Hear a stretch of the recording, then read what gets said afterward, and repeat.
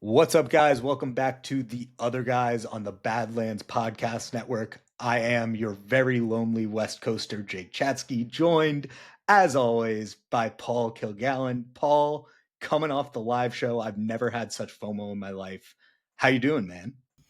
Doing good, man. It was like we were all kind of joking. Well, I was talking to a couple guys individually yesterday that like it took until like middle of the day yesterday for me, and took until the end of the day yesterday for like the buzz to wear off and like Mhm.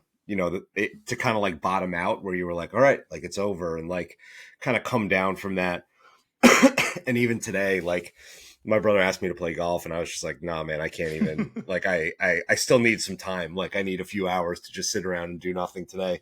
And yeah, I mean, Joe and I did the Sunday morning coffee wrap up pod about it, and definitely like some things that are on our mind for improving next time, for making the experience better for you guys. I think for me, for Paul's list at the top of it is Jake comes from California, and make sure we get you there next time. But other than that, pretty good weekend. Feeling great. Feeling super grateful and just happy to know you guys and to be a part of this thing. And so yeah, let's get into this thing here. Yeah, man, it looked electric. Obviously, I got like a behind the scenes look being in the Badlands group chat, and I know we're gonna have like we have footage that we're gonna put out. I think clips for social. Obviously, I think it's important that these events are an experience for the people who are there, Yeah. which I'm super jealous of. But I will be asking Joe for the full raw footage so I can live vicariously through you guys, even if we're putting out just those snippets on social. And I will be at the next one for sure.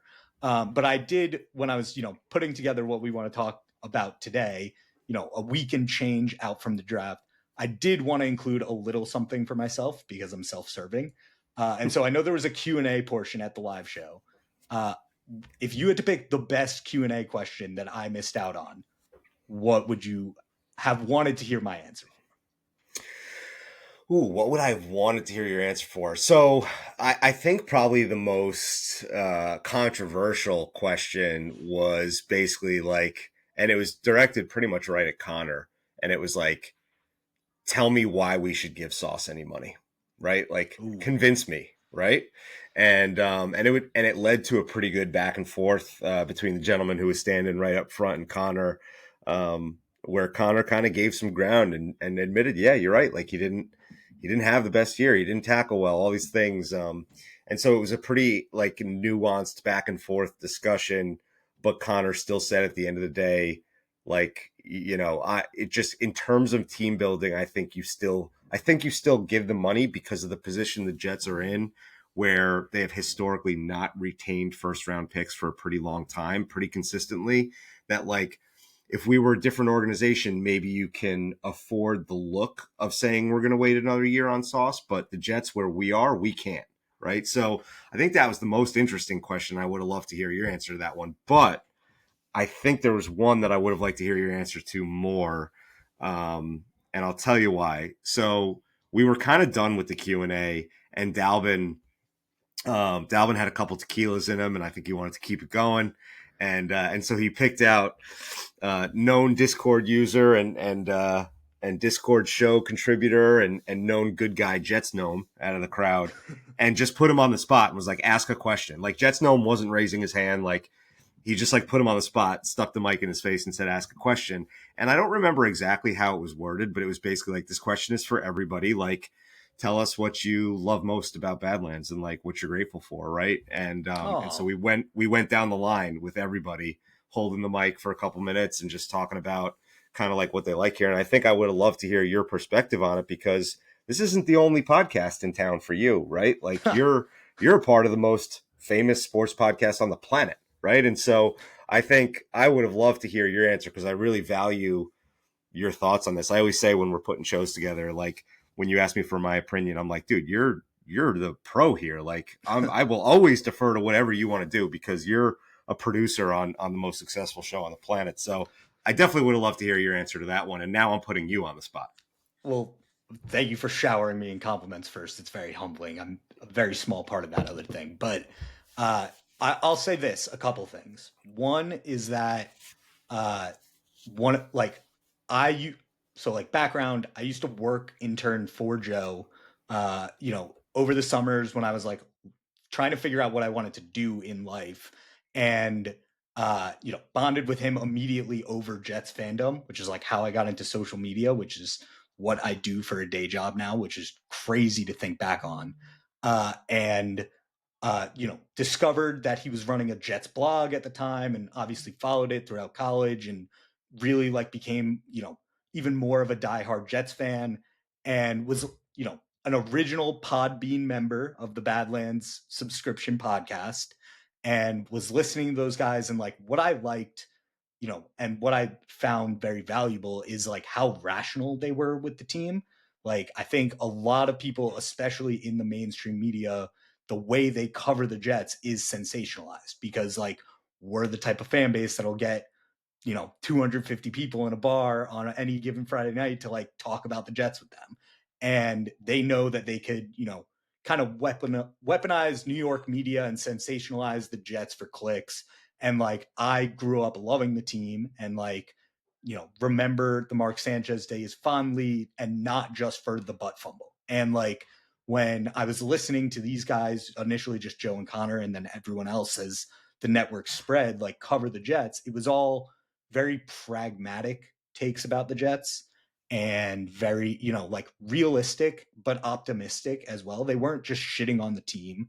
They were like, here are things we can do to make the team better. And like when they did good things, they praised them. When they did shitty things, they called them out. And like I think also along the way, you would hear these takes, and like what, I remember very vividly when they were so anti-Gase, and like it turned me anti-Gase, and then Gase happened, and it was just proven right. And there was a lot of things along the way, especially following like Connor's draft coverage since college, where like, I was reading his takes more than like anyone else, because I knew who he was through Jets fandom. And then you see things like him have DK Metcalf in the top 15 when no one else had a grade like that on him. And like the guy just gets proven right time and again. You make them it makes their opinion more valuable.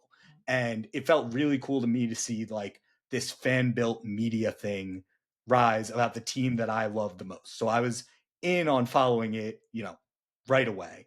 And then when I was like, I worked for the NFL, which was awesome, and I got away from working in football, and I knew I needed to get back. And I reached out to Joe, and I was like, I love Badlands. I would love to like help in any way possible. And like, here are some things that I could do. I'll make these clips and audiograms if you teach me a little bit about like podcast editing and behind the scenes of podcasting. And like that is in no small part like the reason why I have my job.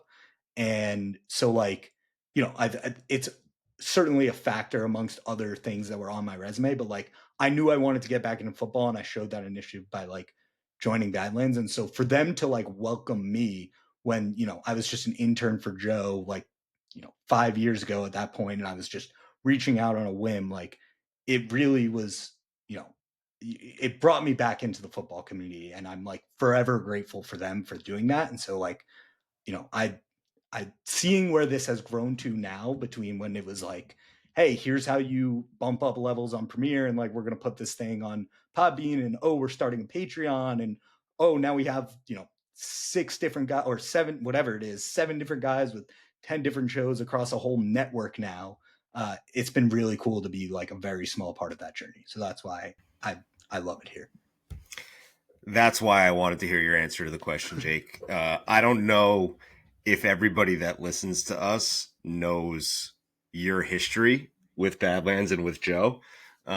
You're like sneaky, kind of one of the OGs here. It's just Yeah. that you were proverbially behind the camera for a long time, right? And then, when I came on, he paired us up together, and we called.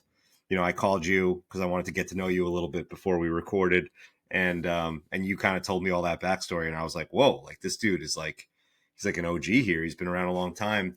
And it was your first opportunity to turn it around and get in front of the camera. And, it's awesome. Like, I think everybody knows that you're Jets Jake, right? And you have fame that is kind of like parallel to Badlands. Stop That's it. like skyrocketing.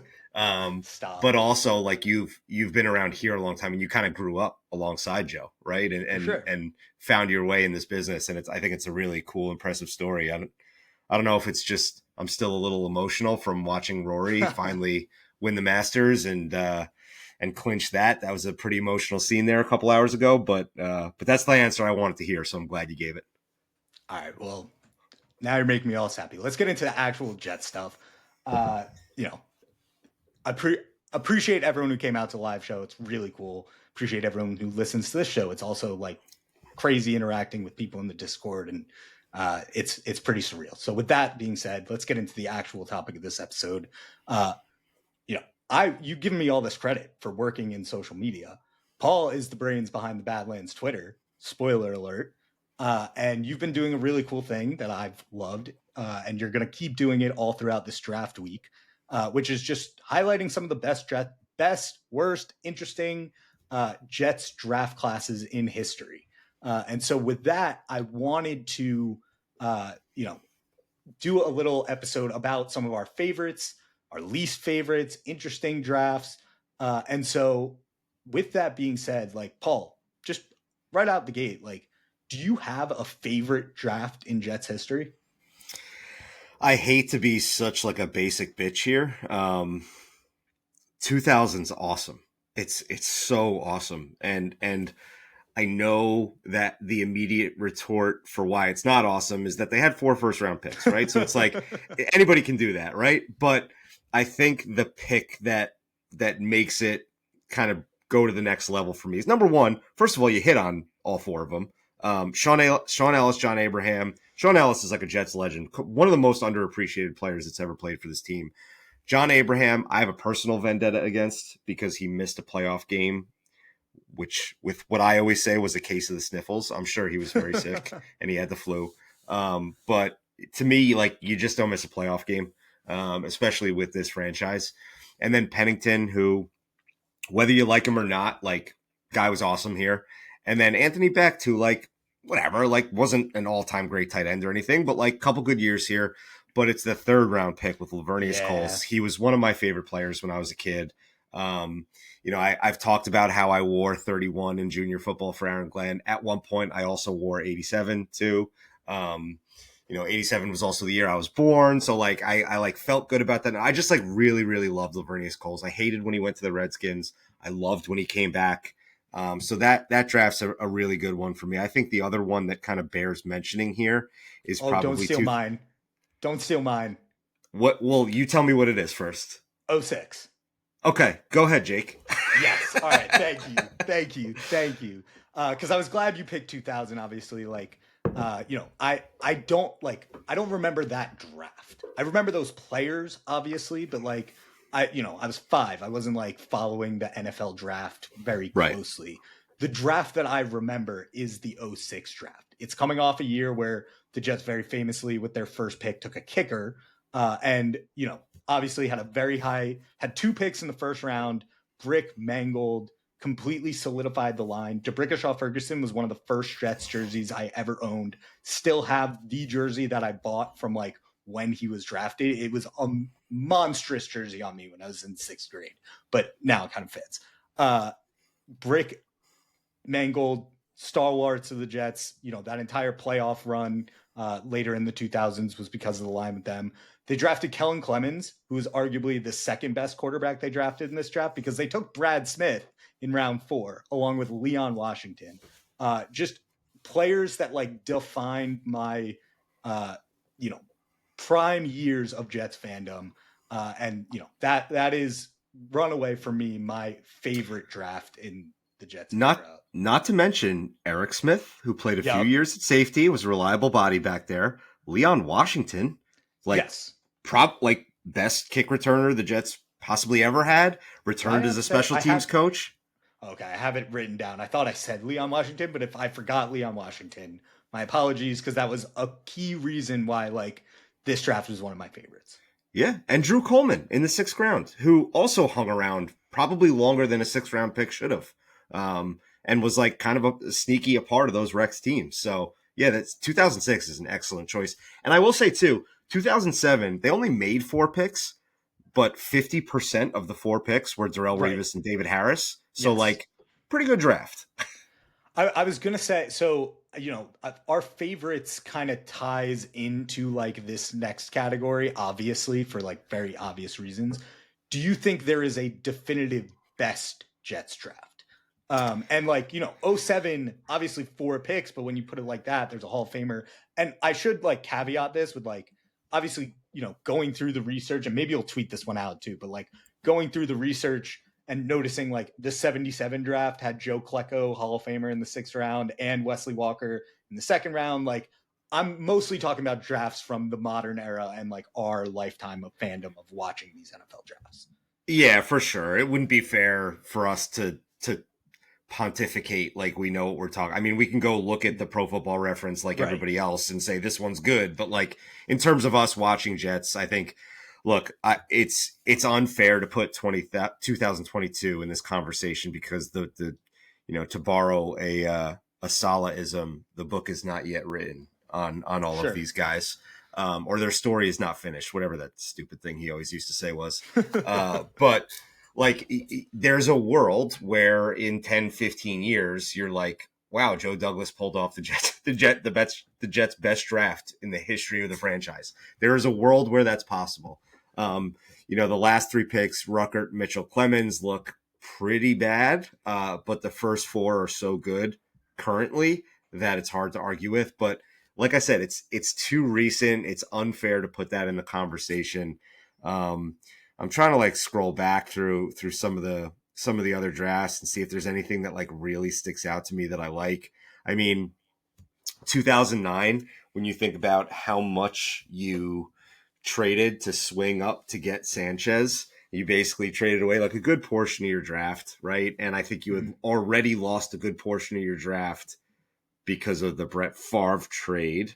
If I'm remembering that, I might not be remembering that correctly, but there's a That reason would they make only sense. yeah, they only had 3 picks in Yeah. 2009. There's got to be a reason for it. And I'm pretty sure it was both of those trades. And so, Mark Sanchez and Sean Green and Matt Slauson, like those are 3 guys who contributed to 2 really, really fun seasons for the Jets who were like major, major contributors. Slauson picked in the 6th round was the least of the 3. And even he was like a starter on the line Yeah. for a good number of those games. And so that one sticks out pretty well. Like I said, 2007 with Revis and Harris, again, just like 2 guys that were a major, major part of some really good teams, some really, really good memories. And then outside of that, it's 2006 and it's 2000. So if you had to pit